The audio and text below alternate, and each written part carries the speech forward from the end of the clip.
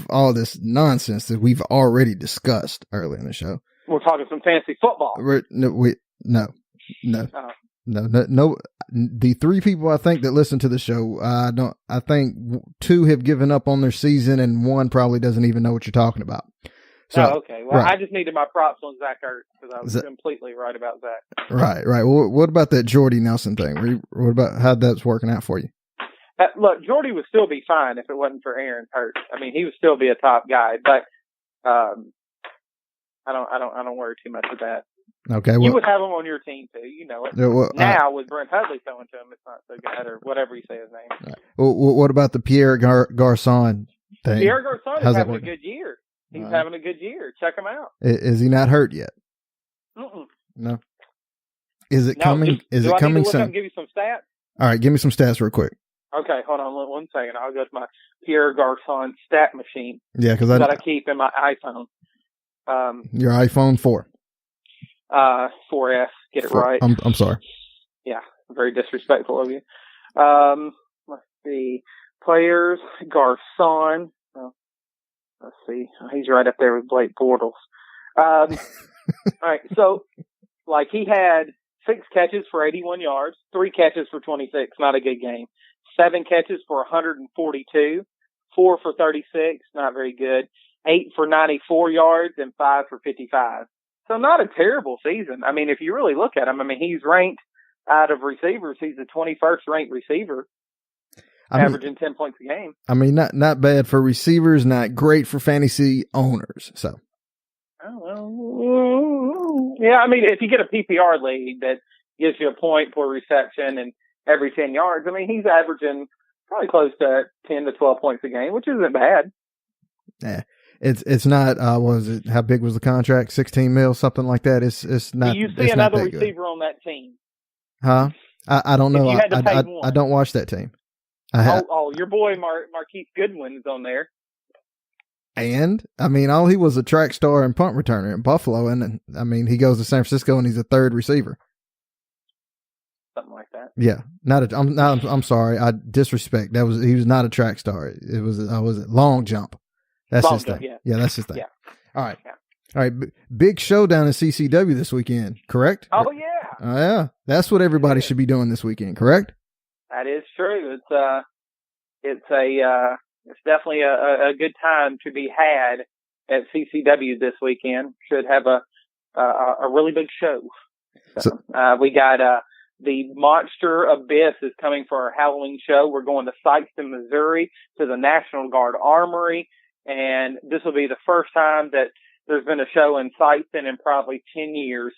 So CCW is bringing its incredible excitement and action to Sikeston in the area, and gonna go show those guys what we can do. We were in Chaffee, Missouri just last weekend for an incredible show that ended up having about 250, 300 people at a baseball field, and we killed it there too. So now, what we're looking like admission wise to get in there? Oh man, you can get front row sold out, but we still got second row seats, just $12 each. You can get general admission for $11. All the seats are going to be great there, and of course you can meet the Monster Abyss, get your picture in the ring taken with them, all that good stuff. Very, very. I think pictures $10, autographs $10. Get the combo, of course, for a special price of $20. So pretty good deals. But we're going to have a good time. It's really cool to have a Abyss there, especially on Halloween. There's only a couple guys that you would want at your show on Halloween, and he's one of them. You couldn't get Terry Funk? No. What? Absolutely not. Halloween, Terry Funk. That's all I'm thinking about. No. Well, that's all you're thinking about most of the year, Terry Funk, which is weird. But even Christmas, you're thinking about the Funkster. So. All right. Now, who's Abyss taking on this Saturday? Abyss is going to take on the Pinnacles Monster in Mathis, a man that has trained in MMA. He's about 6'4", 300 pounds. He's a big, and it's like 300 pounds of muscle, not like 300 pounds of like refrigerator Perry, it's like totally different. It's two different animals. But Mathis was trained and had trained with Bobby Lashley, so he's got some he's got some talent for sure. He's been a champion in Illinois at the Stride Wrestling Show, and now he's coming over here to CCW to try to step up to our league and see what he's got, and he's done pretty well so far. So, all right. So now, of course, it's been like 6 years since I've checked in. Is Austin Lane still the 45-time world champion down there? Actually, he has been with the company. A year anniversary was last 2 months ago, and he that was the first time he ever captured the CCW heavyweight title. So you're saying my statistician has lied to me? Yeah, well, he may have been in Arkansas, but this is the first time he's ever been champion in the major leagues here. In the major league? Yeah, exactly. So you're telling me Arkansas is a step down from Missouri. Am I getting this right? A step, maybe a fall. A fall, okay. Now, is this only because you're still banned in Arkansas? Have they lifted the ban on Jason the Brain yet? I am not legally able to speak about that at this time. And the bad thing about it is I actually believe that is true. I have I cannot speak about that ban because it might possibly get lifted here. You never know shortly. But like I said, I can't comment. All right. Let's say for some reason in the future, the ban gets lifted. Yep. Does CCW ever make it to Arkansas? No. No? No. All right. Does CCW ever make it to Tennessee? Possibly. Illinois and Kentucky are, well, no, Illinois, I don't want to mess with Kentucky because their rules and regulations are a lot even tougher than ours. Illinois has no rules and regulations, so we can go there and do whatever we want. In Missouri, it's definitely a lot different because you can't, if there's bleeding in the match, it has to be stopped. It can't go forward if there's any kind of bleeding or anything like that. If a guy gets a cut, he has to go get checked by medical staff and the match has to, be stopped. Where, every wrestler has to have blood work and a physical, which is, can sometimes be a pain, but, also can be a good thing too, because of course, there's a lot of guys that aren't clean. And, when you get in there to wrestle, I want to know that a guy is, doesn't have the HIV or something. So right. That's good. So basically, the wrestling business in Missouri is very similar to the porn industry. So, right. Y'all right there hand in hand. We're definitely hard and strict. Hard and strict. All right. Let's see. So possibility of Tennessee, no to Kentucky, no to Arkansas. Yeah. What yes about to Illinois? Yes to Illinois. I threw my pen across the room.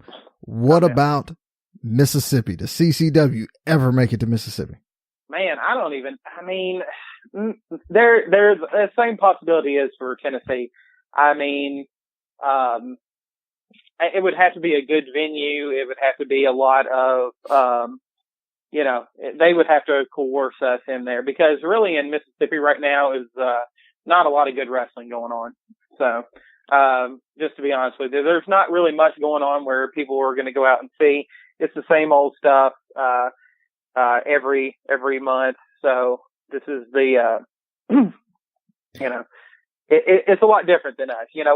We're lucky, to have like how we do things, the crowd and all that good stuff. It's like a big Ring of Honor crowd, a big, PWG crowd, the chants, the way they get behind it's a different world. Like if you end up coming one time ever, you would probably notice like, man, this is pretty awesome. So that's why I wanted you to come so bad because you've been to the Tennessee shows with me, but when you finally come here, it's a different animal and you can't help but be excited when you're watching it and sitting there and enjoying it.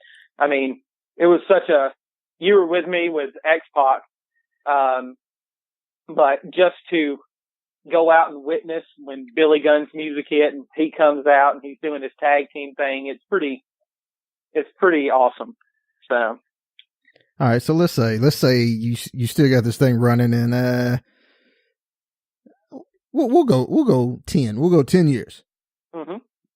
If it's still going at the rate it's going now in 10 years, can you have CCW traveling through more than 2 states? I'll tell you what, if this goes more than 10 years, we will be,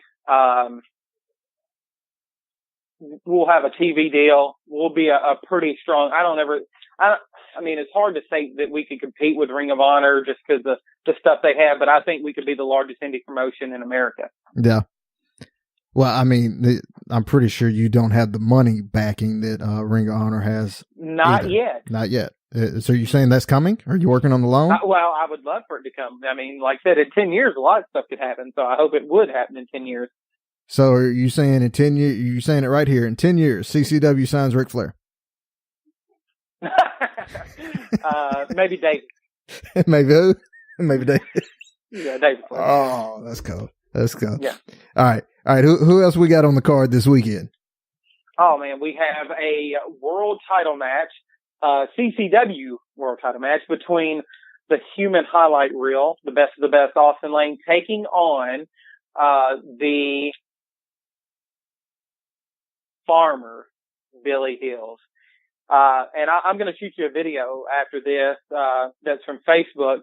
Kind of shows last month, man, he came out and they attacked his girlfriend, who is Sarah Summers, and Billy is, the big heel of the company. He's the people everybody loves to hate. And Sarah is newly, after the Pinnacle kicked her to the curb and told her not to come around anymore. They're not on the same team as Jeff Odell, and Billy is still in the Pinnacle. So the Pinnacle actually attacked Sarah and were giving her a beat down, and Billy came in and ran them all off and picked Sarah up, gave her a big hug and a kiss, and the fans just all stood up. Like there was like 250, 300 people there just sitting there chanting her name and, thank you, Billy, thank you, Billy. And then he just threw her hand to the side, picked her up and power slammed her right in the ring. And then the crowd just went totally silent. And it was an amazing moment. So that was an amazing moment.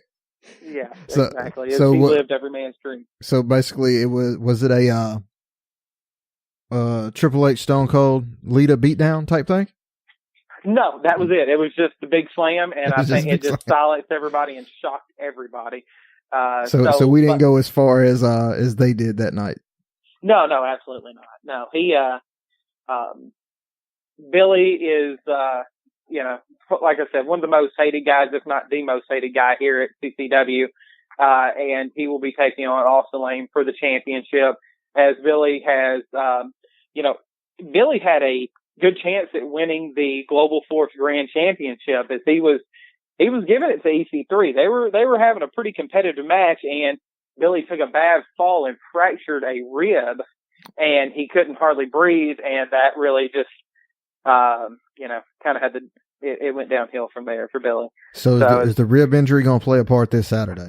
No, he is fully healed. He's been back in. That's been 2 months now. Last month, the Pinnacle has a Freebird rule where any of them can defend the titles, and the team of Farmer and the Dale Tucker and Billy Hills, captured the CCW tag team titles last month, and so he came back in a big way and took on the tag team titles for the Pinnacle. So he's back 100%.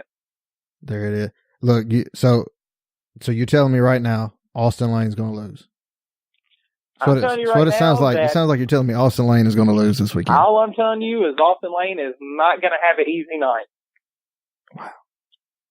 All right. What other titles we got on the line Saturday night? Of course, we had the CCW tag team titles as the Pinnacle.